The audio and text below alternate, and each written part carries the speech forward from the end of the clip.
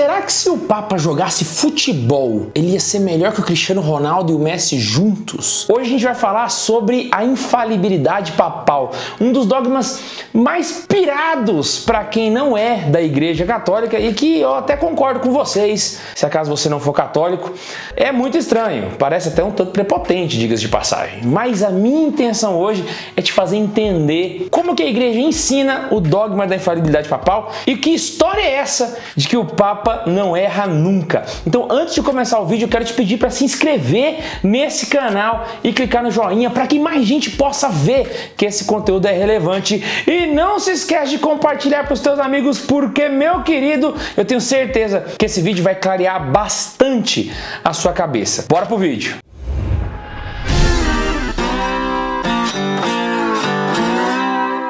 Nós já estamos com um grupo muito grande de jovens que vão com a gente para a Jornada Mundial em Lisboa, mas as vagas ainda estão abertas, hein, pessoal? Faltam pouquinhas vagas para preencher. E se você quer ser uma dessas poucas pessoas que vão preencher o resto das vagas, é só acessar jmj.santacarona.com.br e lá vai ter uma pessoa para conversar com você. Você pode conversar com o atendente e tirar todas as suas dúvidas. Inclusive, se você acha que é impossível juntar dinheiro para ir para a jornada, fica ligado porque a gente preparou o projeto JMJ, que é um conteúdo exclusivo para você saber como juntar dinheiro para ir para a jornada e assim realizar esse sonho de ver o Papa de pertinho.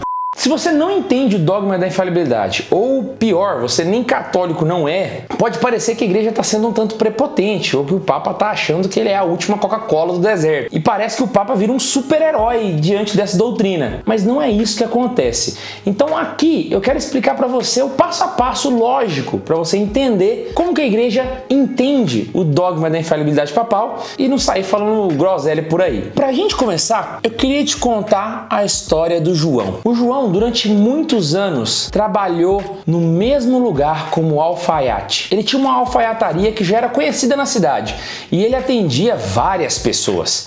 E ele tinha uma máquina de costura especial. Era uma máquina de costura que só ele tinha. E com ela, ele conseguia fazer as costuras mais perfeitas que existiam na sua região. Passaram-se décadas com João trabalhando nessa alfaiataria, até que um dia João faleceu. E a cidade ficou triste porque não tinha mais o melhor alfaiate da cidade trabalhando para fazer os ternos mais bonitos. Só que o que o povo não sabia é que João tinha deixado um herdeiro, o Joaquim, que era filho de João e que trabalhava com ele no mesmo lugar. Quando João faleceu, ele deixou no seu testamento que Joaquim ia herdar a máquina de costura especial. E assim, Joaquim continuou fazendo esse trabalho e fazendo os melhores ternos da cidade. Afinal de contas, ele não só tinha aprendido com o pai, como tinha também a ferramenta certa, a maravilhosa máquina de costura do João. Basicamente, João é Jesus Cristo. O ato de fazer ternos é o que a gente chama de missão salvífica. Joaquim é a igreja e a máquina de costura é a infalibilidade. Não entendeu? Então vem comigo que agora vai ficar mais claro. Se a gente for lá no Gênesis, você vai saber que Adão e Eva resolveram comer a porcaria da fruta. E depois disso, tudo começou a dar ruim no mundo. O pessoal começou a se estapear, é briga, é inveja, é petequeira, coisa feia, imundão aí. Você tá vendo aí, né? O Rússia e Ucrânia é reflexo disso até hoje. O pecado é algo que tá na gente.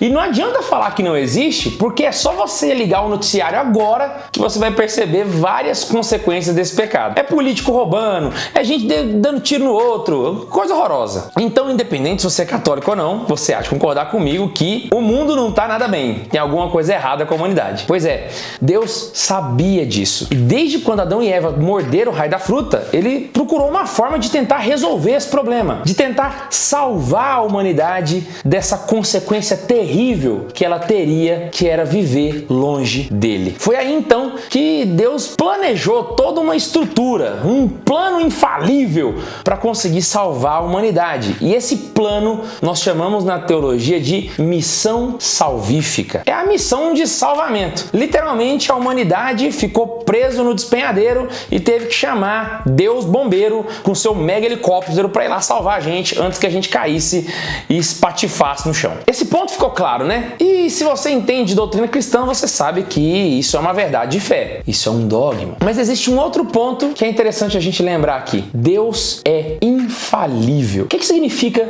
dizer que Deus é infalível? Significa que quando ele age, ele é perfeitamente eficaz. Nesse caso, Deus Pai, se fosse jogar bola, ia ser muito melhor que o Cristiano Ronaldo. Aí sim, em tudo que Deus faz, ele é perfeitamente eficaz. Ou seja, o que ele quer acontece do jeito que ele quer e na hora que ele quer, sempre. Foi então que Deus, diante de toda essa infalibilidade, enviou o seu filho para o mundo para salvar a gente, esse bando de mequetrefe que fica aí brigando com o irmãozinho por causa de motivo idiota. Só que o Filho de Deus também é infalível e para cumprir essa missão salvífica, ele trouxe consigo toda essa infalibilidade. Ou seja, Jesus Cristo, enquanto esteve na terra, foi infalível naquilo que se referia à salvação dos homens. Tanto que na cruz, ele de fato salva os homens da maneira que Deus queria, quando Deus queria. Ou seja, Jesus foi perfeitamente eficaz. Então, basicamente, enquanto Jesus esteve aqui, naquilo que se referia à salvação dos homens, ele não se equivocou,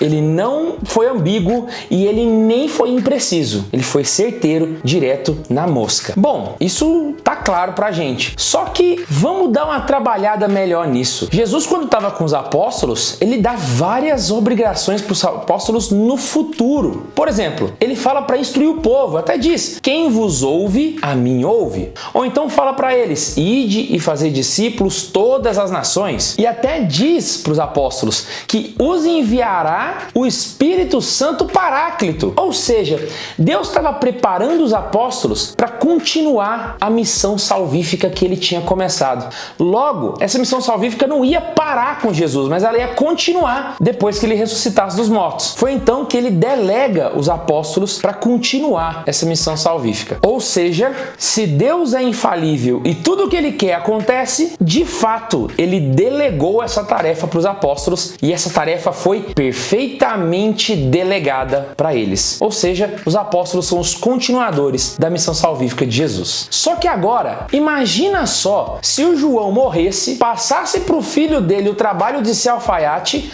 tão bom quanto o pai, mas não passasse para o filho a máquina de costura premiada. Como é que o filho ia continuar o trabalho do pai? Se o meu trabalho é bater pregos e eu delego essa tarefa para alguém, é obrigação minha fornecer para esse alguém o martelo para bater o prego. Isso é questão lógica. Concorda comigo? Principalmente se o martelo para bater esse prego for extremamente específico e só eu tiver ele. Agora, se Deus passou para os apóstolos a missão salvífica dele e para cumprir essa missão salvífica, Jesus se valeu da sua infalibilidade, seria muita sacanagem se Deus não passasse para os apóstolos essa mesma infalibilidade, que é uma ferramenta fundamental para cumprir essa missão. E é por isso que ele fala para os apóstolos aquela frase que eu já citei: quem vos ouve, a mim ouve. Só que pera, se quando a gente ouve Jesus, a gente ouve a própria verdade de forma infalível,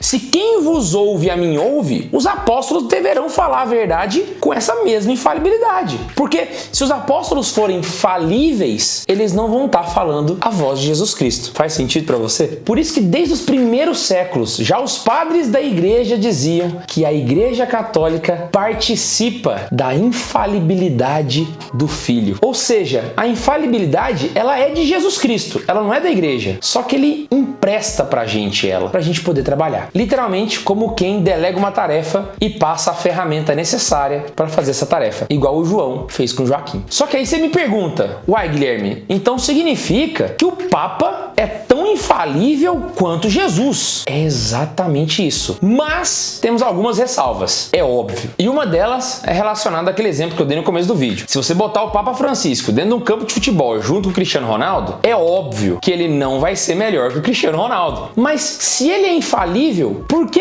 isso não acontece? Porque nem Jesus era assim. Por aí, você está falando que Jesus era falível em alguns assuntos? Sim, eu estou falando que era. E isso é comprovado na Sagrada Escritura. Se liga nesse exemplo que eu vou te dar. Imagine que você trabalha com cavalos e você tem um cavalo muito bonito. Só que de repente chega uma pessoa com um cavalo mais bonito que o seu. Você percebeu que esse critério de beleza, ele tem a ver com perfeição? Então eu poderia dizer que o seu cavalo ele é muito bonito, só que o cavalo que chegou depois é mais perfeito que o seu. Isso significa que nessa escala de perfeição existe uma graduação e a gente cresce nela. Ou seja, quando a gente é criança, nós não temos virtudes e nós vamos exercitando isso através de penitência para nos tornarmos cada vez mais parecidos com Cristo. Ou seja, nós vamos nos tornando perfeitos com o passar do tempo, até que um dia a gente possa ser santo, como o Pai do céu é santo. E se liga só o que essa passagem fala. Lá em Lucas 2, versículo 52, diz assim: E Jesus crescia em estatura, em sabedoria e graça, diante de Deus e dos homens. Olha só que interessante. Ao longo da vida de Cristo, Cristo foi se tornando mais perfeito. E presta atenção aqui nas aspas, porque ele é perfeito na sua natureza. Porém, ele era 100% homem. E por ser 100% homem, precisou aprender a ler, precisou aprender a comer, como qualquer ser humano. Jesus teve esse processo de crescimento. Isso significa que ele não era infalível em todos os aspectos. Ou seja, se você colocasse Jesus e o Cristiano Ronaldo num campo de futebol, pode ser que Cristiano Ronaldo fosse melhor que ele, sim. Só que a gente está falando de futebol. Aí você me pergunta, então no que ele era infalível? Cristo era infalível naquilo que se referia à salvação dos homens. E nesse sentido, ele é a perfeição em todos os aspectos. A mesma coisa serve para o Papa. O Papa só vai ser infalível naquilo que se refere à salvação dos homens. E aí vem a primeira regra da infalibilidade. Ela só vale quando o Papa está falando de moral e fé. Fora disso, o Papa é falível. Por exemplo, o Papa Francisco torce para o São Lourenço. E obviamente eu não concordo com ele, porque para mim o melhor time do mundo sempre vai ser o Corinthians. Outro exemplo que eu posso dar é que o Papa Francisco é argentino.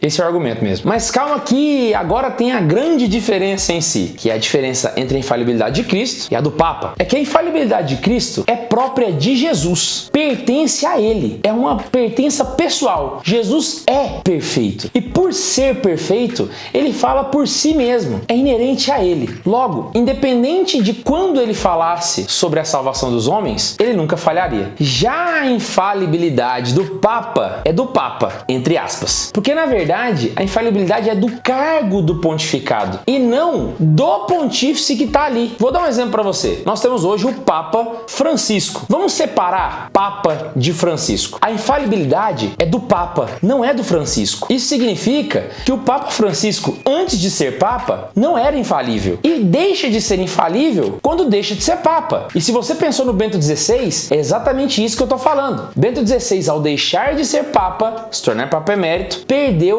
a infalibilidade. Então, para você poder entender, eu vou trocar o termo aqui. Vamos dizer então que o Francisco não é Papa, mas que ele está Papa. Enquanto ele está Papa, ele é infalível. Quando ele deixa de ser Papa, ele deixa de ser infalível. E aí, o infalível passa a ser o seu sucessor. Percebeu que a infalibilidade está presa no cargo e não na pessoa? Exatamente por isso que o Papa, quando está sendo infalível, precisa falar com a autoridade de quem possui o cargo. Ou seja, ele está empregando naquilo que ele está falando o cargo que ele possui. Ele literalmente precisa informar: neste momento eu estou falando enquanto Papa, para que seja algo infalível. Um exemplo disso é no livro Jesus de Nazaré do Bento XVI. Quando ele escreveu, ele já era Papa. Só que naquele livro ele deixa já no início, dizendo que ele não estava escrevendo enquanto Papa, mas enquanto teólogo. E aí ele poderia ser refutado. É o Papa dizendo que naquele momento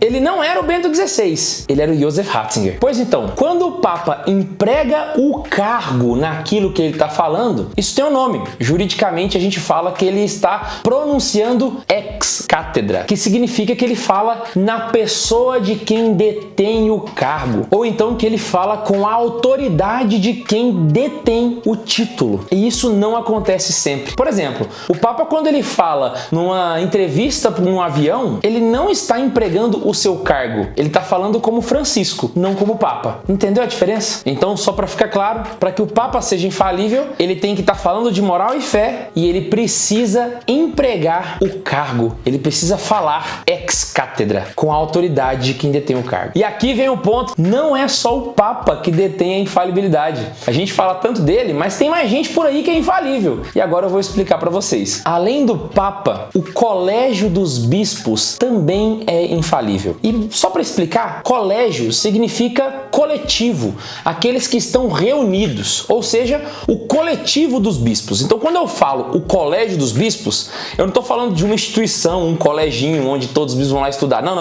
Eu estou falando que os bispos em reunião, eles juntos são infalíveis. Só que isso tem um critério. E a igreja diz que para que o Colégio dos Bispos seja infalível, é necessário que eles estejam falando em reunião, ou seja, coletivamente, e estejam em comunhão com o Papa. Ou seja, se eles falaram juntos, mas não em comunhão com o Papa, obviamente isso não é infalível. No caso do Papa, a infalibilidade é do próprio cargo. Então é o próprio Papa que é infalível. Mas no caso do Colégio dos Bispos, ela é condicionada a essa comunhão com o Romano Pontífice. E o Catecismo vai deixar especificado que em todos os casos onde o Colégio dos Bispos é infalível, você ainda tem especialmente essa infalibilidade quando eles se reúnem num concílio ecumênico. E tá bem aqui para vocês poderem ler, quem quiser dar um pause depois. Basicamente são só esses dois que vão ter, o Colégio dos Bispos e o Papa. Mas você que é batizado ou crismado consegue identificar na sua vida um resquício dessa infalibilidade. E a igreja dá um nome para isso. Se chama Sensus Fidei Fidelis. Na carta Sensus Fidei na Vida da Igreja, de 2014, a Comissão Teológica Internacional define o que é isso. E ela diz o seguinte: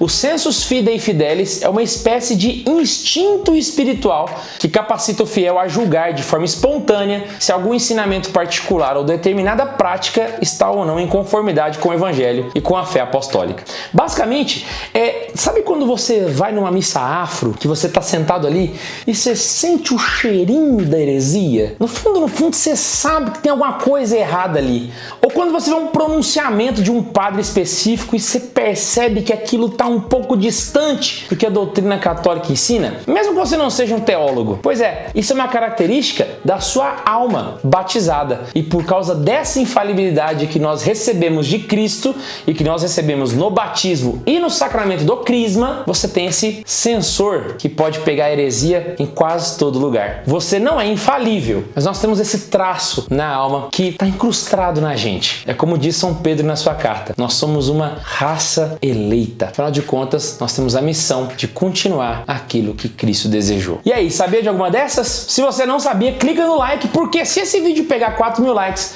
eu prometo fazer um vídeo falando sobre os papas que quase cometeram heresias. Eu tenho certeza que você vai pirar o cabeção. E não se esquece de se inscrever nesse canal, clicar no joinha, porque a gente vai ter muita coisa esse ano e eu tenho certeza que vocês vão aprender bastante aqui no canal. Um beijo no coração e tchau!